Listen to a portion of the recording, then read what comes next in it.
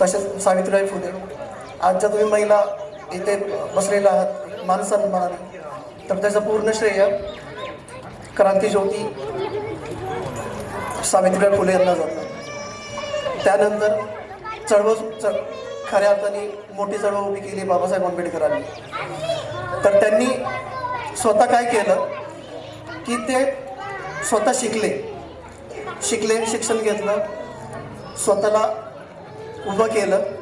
नंतर त्यांनी समाज उभा केला तर त्यांनी संघर्ष केला आणि या संघर्षातून आज जे आपण आनंदाचं जीवन जगत आहे तर ते त्यांचं श्रेय आहे. तर त्यांनी जे आपल्याला इथं आणून ठेवलंय, तर आपलं कर्तव्य आहे, आपलं काम आहे की आपल्यासोबत त्यांचे विचार आपल्या पुढच्या पिढीपर्यंत आपण पोहोचवणं खूप गरजेचं आहे.